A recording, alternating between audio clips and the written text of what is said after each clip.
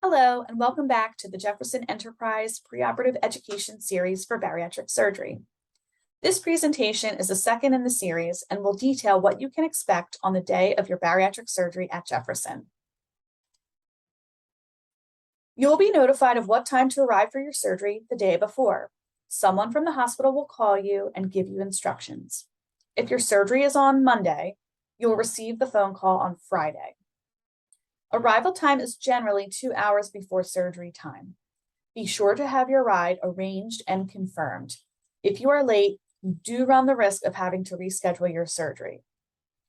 Please follow all instructions given to you by pre-admission testing on what to do the day before surgery, the morning of surgery, and reporting to the hospital. You are allowed to bring certain personal items to have with you during your hospital stay. Generally speaking, you may bring personal hygiene items as desired. The hospital does have a lot of these items that you can use, such as toothpaste and toothbrushes, but feel free to bring your own if that is your preference. You may bring a pillow and blanket to enhance your comfort. You can also bring pajamas and a robe as well as comfortable clothes. You do not have to stay in your hospital gown, although you certainly can. Please also bring footwear that is comfortable and safe to walk in the hallways with. Slip-on shoes or slippers that have a good grip are recommended. You can bring your tablet and/or phone. Remember to bring a charging cable, which should be extra long to reach your bed. As a reminder, please be mindful of where you place your phone or tablet so it does not get lost. Do not bring any other valuables with you. If you have sleep apnea and use a CPAP, AutoPAP, or BiPAP machine when you sleep, please bring it with you. Know your personal machine settings and write them down just in case. The hospital does have sterile water that you may use.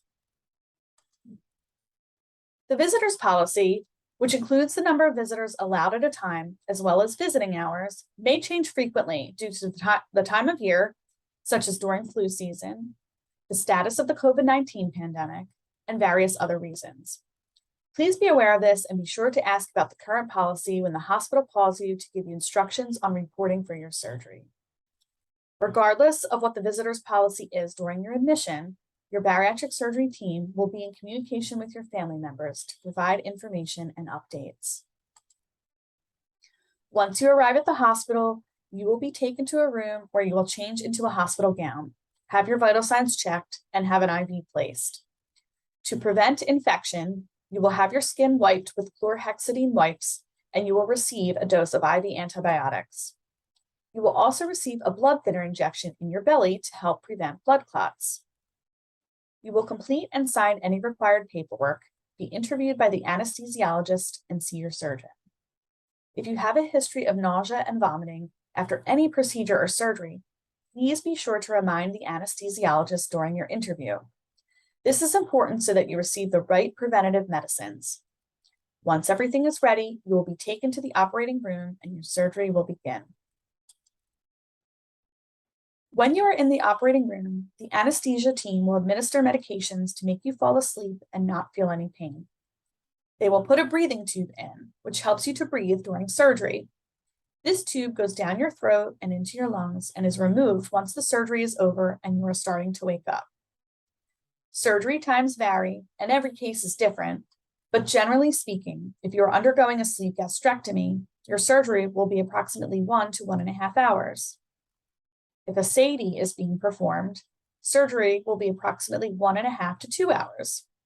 If you are having a gastric bypass or duodenal switch, your surgery will be approximately 2 to 3 hours. If you are having a revision, your surgery may be from 2 to 4 hours long. When surgery is complete, you will be brought to the PACU, which is the post-anesthesia care unit. Here you will have your vital signs monitored frequently. Your vital signs include your heart rate, blood pressure, breathing rate, oxygenation level, and temperature. You can expect to feel sleepy. Your mouth and throat may feel tight and dry. You may have a sensation of pressure in your lower chest, particularly if you also have a hiatal hernia repair done during your surgery. You may feel nauseated, but vomiting at this stage is rare. You may also begin to feel pain. You will receive medicines to treat pain and nausea if you need them. You will also receive IV fluid. You will stay in PACU until you are stable enough to be admitted to the medical surgical floor. Of note, on rare occasions, a patient may need to be admitted to the intensive care unit or intermediate care unit if closer monitoring of vital signs and oxygen levels is required. This is not an indication that anything went wrong during surgery. You may just need closer monitoring to ensure you recover well. Once you are transferred from PACU to your room, the staff will get you settled. When you first arrive, you may still be very sleepy, and this is a good time to get some rest. If you need medication to help with pain or nausea, it will most likely be given to you in your IV. You will also continue to receive IV fluids to keep you hydrated. Within 4 hours of arrival, the staff will make sure that you have peed on your own and that you start to walk around. The staff will also instruct you on how to use an incentive spirometer, which is a device used to exercise your lungs. The recovery process after bariatric surgery is a very active one.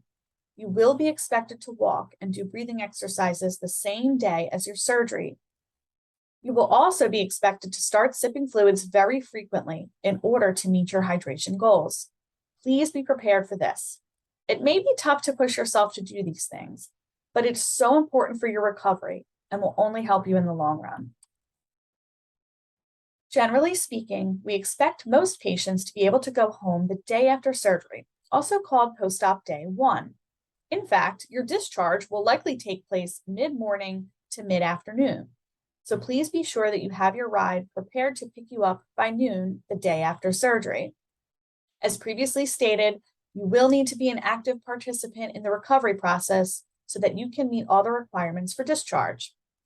If for some reason you do not meet these requirements, you may be kept in the hospital for an additional night. Every patient and postoperative course is different, and you will be continually assessed during your hospital stay to ensure you are recovering well and so that you can get back to the comforts of your own home as soon as possible. For more detailed information, please watch the upcoming video presentations on post-surgery course and expectations to learn about managing pain and nausea, starting your post-op bariatric diet, and how to prevent complications so that you recover well. Thank you for watching. Please be sure to continue on with the next videos in the preoperative education series, which will detail what you can expect in the postoperative phase. Thank you.